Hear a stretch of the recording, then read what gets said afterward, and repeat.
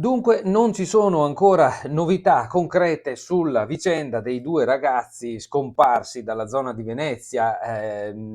L'auto alla fine sembra che la telecamera più attendibile, le telecamere più attendibili che hanno fotografato la targa, sembra che queste telecamere più attendibili siano quelle di Belluno, quelle della provincia di Belluno, quindi è certo che l'auto è transitata dalle nostre parti, è passata per Cortina e è stata poi avvistata l'auto anche a San Candido, quindi a questo punto si pensa che chi la guida sia diretto in Austria, si sia diretto in Austria, ex fidanzati si cerca in Austria. L'auto di Filippo Turetta forse fuori dall'Italia, avvistata ieri mattina alle 9:30 a San Candido. Diramato dunque l'alert anche alle polizie estere. Poi l'articolo in prima pagina del Gazzettino di oggi, che è giovedì 16 novembre, state ascoltando la rassegna stampa di Radio Piave in Blu condotta dai giornalisti dell'Amico del Popolo, buongiorno a tutti da Luigi Guglielmi, dicevo l'articolo in prima pagina del Gazzettino è un lancio che dice così: l'auto di Filippo Turetta potrebbe essere all'estero. Capite, parliamo sempre di auto perché alla fine non sappiamo chi ci sia a bordo, c'è lui, ci sono tutti e due, non si riesce a capire cosa stia succedendo. Qui c'è una serie di domande che vi leggo adesso. La Fiat Punto nera sparita da sabato sarebbe stata avvistata ieri alle 9:30 a San Candido. Dunque, le telecamere che l'avevano vista a Cortina, ricordate, erano di domenica mattina e nel frattempo che cosa è successo? È rimasto qua in provincia di Belluno quell'auto? Non si riesce a capire. Non è certo, dice l'articolo, che l'auto abbia lasciato l'Italia, ma le autorità hanno comunque diramato l'alert alle forze di polizia estere. Col passare dei giorni crescono gli interrogativi. Come è possibile? Qualcuno sta forse coprendo la fuga con prestiti e supporti logistici? Perché? Perché per 4 giorni chiunque si trovi in quell'auto che sta girando non è mai stato intercettato e pare non abbia mai fatto benzina o mangiato, se non pagando in contanti. Oggi i prelievi col bancomat sono quasi una necessità, voglio dire, e niente, lì c'è qualcuno che viaggia col telefono spento e che non fa prelievi. Quanti soldi ha? Come fa a dormire, a mangiare? Tutti questi interrogativi restano presenti. Allora, il Gazzettino, come tutti i quotidiani cartacei che la mattina troviamo in edicola, ha chiuso ieri sera, ieri notte. Allora ci si chiede, ma nel frattempo è emerso qualcosa? Beh, insomma, chi cerca notizie su questa vicenda va a vedere il profilo Facebook del papà della ragazza, che ho guardato stamattina e vi faccio vedere 55 minuti fa, quindi praticamente verso le 7 insomma, di stamattina, il papà di questa ragazza, Gino Cecchettin, ha postato questo appello stamattina: aiutateci a trovarla, condividete soprattutto Friuli, Veneto, Trentino. Quindi ecco, il papà stamattina ha ancora l'idea, la notizia che questa ragazza possa trovarsi soprattutto nel Triveneto in sostanza, e quindi l'appello arriva anche a noi bellunesi. C'è la fotografia di Giulia che ha 22 anni e c'è un'immagine che mostra di che tipo di macchina stiamo parlando, la Punto nera, e la targa di questa Punto nera da segnalare, da fotografare, perché solo le segnalazioni riscontrabili hanno valore. La targa è FA015YE. FA015YE. Ecco, scusate se sono uscito anche dalla presentazione del Solo Quotidiano e sono passato a farvi vedere questa pagina Facebook del papà di Giulia Cecchettin, ma mi sembra doveroso, insomma, sti ragazzi non si trovano, che anche noi quassù facciamo la nostra parte se magari dovesse capitarci di incrociare, di vedere quest'auto che passa. La foto che vedete in questo momento è appunto quella di Giulia, la ragazza scomparsa di 22 anni che oggi, giovedì, oggi sarebbe in calendario a Padova per discutere la sua tesi di laurea. Lei aveva finito, ecco, e il suo ex fidanzato no, tant'è che l'altro titolo in prima pagina è questo: lo zio di Giulia dice che lui non voleva che lei si laureasse prima di lui, per questa così, per quest'idea di poterla perdere, insomma, lei continuava a restargli amica, diciamo, perché aveva rivelato anche alla sorella, perché sennò lui chi ha? Insomma, un ragazzo piuttosto solo, a quanto pare, insomma, ecco. Insomma, la vicenda ci tiene col fiato sospeso, chiaramente. La lunga fuga di Filippo, dice la seconda pagina, avvistato a San Candido, ora si cerca in Austria. La Punto Nera è stata segnalata ieri mattina vicino al confine in Alto Adige, dopo essere passata qua da noi. Auto ancora in movimento, il sospetto che qualcuno abbia agevolato la fuga. Se volete saperne di più, l'articolo è corposo, dovete acquistare il Gazzettino da cui vi sto leggendo queste anticipazioni. Noi passiamo adesso vi faccio vedere la prima pagina del Corriere delle Alpi, che ovviamente apre su questo. Ricostruita la vita di Giulia. Ieri i familiari sono stati chiamati dai carabinieri, la caserma è vicino a casa loro. Quarta giornata tra l'angoscia e la speranza di ritrovare i due ex fidanzati scomparsi. Ricerche a nord-est anche con l'elicottero. Il papà e i fratelli per ora in caserma. Portato anche il PC che potrebbe dare indicazioni preziose. Un'altra giornata di angoscia e di speranza. Il papà e i fratelli di Giulia, la ragazza scomparsa con l'ex fidanzato Filippo, sono stati per ore dentro la caserma dei carabinieri di Vigonovo per raccontare i dettagli della vita della 22enne. A un certo punto il papagino è uscito dalla caserma, è andato a casa ed è tornato con il PC di Giulia sotto braccio. È andato a casa a prenderlo. Le ricerche continuano. Ieri sera a Saonara, paese di origine della famiglia, c'è stata una veglia con la speranza di rivedere Giulia.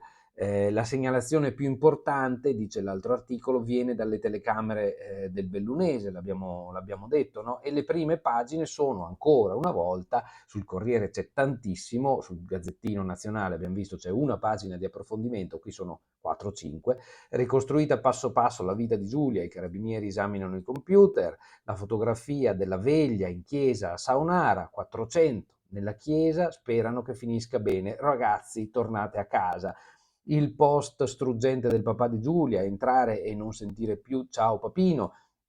La Punto Nera, le telecamere in strada possono riprendere soltanto i numeri di targa, per questo non sappiamo chi c'è nell'auto. Smartphone staccati e contanti in tasca, così si diventa invisibili, ma la domanda resta: per quanto tempo si riesce a restare invisibili? Ecco, c'è anche la fotografia della telecamera, vedete, vicino all'abitato piccolissimo di Ospitale, che è oltre Cortina verso Cima Banche, no? C'è il palo di fianco alla strada con la telecamera che ha beccato la targa l'altro giorno, no? Ecco, questi sono un po' i fatti. Allora, lasciamo questa notizia, almeno per ora, insomma, sempre in attesa di avere delle novità possibilmente positive, insomma, con l'appello appunto che dicevamo a tutti noi di farci parte attiva, insomma, se vediamo qualcosa che insospettisca che la nostra attenzione, però bisogna dare riscontri precisi, ripeto, fotografie della macchina, non impressioni, perché sennò si rischia solo di fare confusione, di depistare, di portare via tempo per niente. Va bene, andiamo a vedere i titoli sul Gazzettino di Belluno. Allora, l'apertura è sul tema dell'occupazione, del lavoro. Occupazione, Belluno, maglia nera. Fra gennaio e ottobre, secondo Veneto Lavoro, sono stati persi oltre 2000 posti di lavoro rispetto all'anno scorso. È la provincia peggiore del Veneto, ma il calo è più ridotto del 2022. Donazzan, l'assessora regionale, prolungata la stagionalità estiva. Da gennaio a ottobre del 2023 quasi tutte le province del Veneto registrano un saldo positivo e più favorevole rispetto all'analogo periodo 22, a fare eccezione soltanto la provincia dolomitica, territorio nel quale il bilancio è negativo, con la freccia rivolta verso il basso per 2.129 unità e dove pesano come sempre in questo momento dell'anno le conclusioni contrattuali legate alla chiusura della stagione turistica estiva, importante bacino occupazionale. Si sa che da noi c'è una forte stagionalità del lavoro. Il decremento risulta comunque, con magra consolazione, più contenuto del 2022 rispetto al 2021. Vabbè, erano anche gli anni del Covid. Qui è l'amica Ivonne Toscani che approfondisce a pagina 2. Ciao Ivonne, buona giornata. Feltrino: in alcune aziende aumenta la cassa integrazione. Scarton, che scrive dal Feltrino, e ci dà uno sguardo anche su quella realtà geografica. Scuola, Zoldo perde l'autonomia del comprensivo, pochi studenti, il sindaco avverte, non si tutelano i servizi montani. Un'altra tessera del fragile mosaico zoldano rischia di essere spazzata via, questa volta tocca alla scuola. Ad essere messa in discussione è appunto l'autonomia dell'Istituto Comprensivo Dante Alighieri di Forno, quest'ultimo, in base ai parametri numerici esistenti e alla loro applicazione da parte della Regione, verrà accorpato all'Istituto di Longarone. Così ha deciso la Giunta regionale del Veneto, così, spiega il sindaco Camillo De Pellegrin, è in pericolo la montagna. Ed è vero, però se i numeri non ci sono, cosa diciamo? Un circolo vizioso, il gatto che si morde la coda, insomma, o il cane com'è. Ecco, in questo caso voglio dire, siamo davanti a delle norme che probabilmente non sono tarate sulla montagna, ma d'altra parte se non ci sono i numeri è difficile in ogni caso immaginare un futuro. I numeri vuol dire bambini, vuol dire figli, vuol dire gente che risiede, gente che viene ad abitare. Ponte nelle Alpi, l'acquedotto, oltre 2 chilometri di tubi nuovi, nuova opera del BIM GSP. Sappiamo che BIM GSP si sta dando da fare tantissimo per cercare di recuperare gli anni persi della manutenzione dovuti all'enorme debito che era stato accumulato in soli 10 anni, 90 milioni di euro che hanno bloccato tutto. Nuova opera del BIM GSP che con un investimento di 1,5 milioni, 1,5 milioni di euro, ha provveduto a posare 2,6 chilometri di tubazioni a Ponte nelle Alpi. Tutto utile, tutto necessario, mi verrebbe a dire tutto in ritardo, per fortuna si fa.